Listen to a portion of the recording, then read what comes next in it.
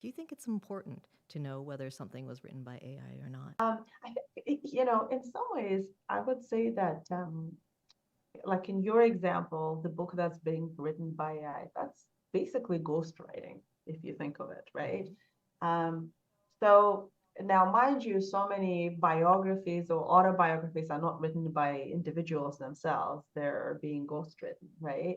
Which also have, for me personally, has always raised the question, okay, so as writers, as content creators, as communications professionals or journalists, we try to capture the voice of the person or individuals whose stories we're telling.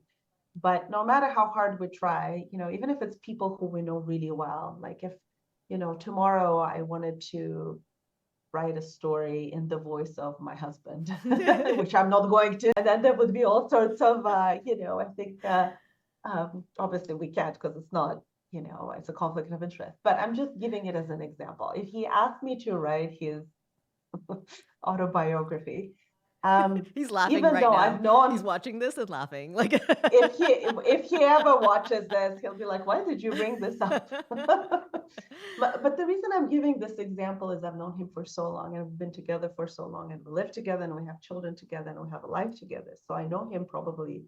Um, I'm probably one of the few people who knows him the best, right? Um, I could never capture his voice exactly the way that he is. Only he can do that, right? I could do my best attempt, and I'm a skilled storyteller and writer, but I will never be truly able to do it 100%. And so I think it is important to be honest with people and to have um, you know, some of that um, you know, sharing in terms of, some of that transparency in terms of how was this created?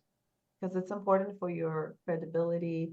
And I think it's a responsible thing to do, which is, I think, why all of these major news outlets who have entered, in the case of example we were talking about earlier, um, they had to very clearly state how did they collect this information, how did they process it, how did they share it, and did they use any technology in doing so. Um, and I think that is important. It's a responsible thing to do.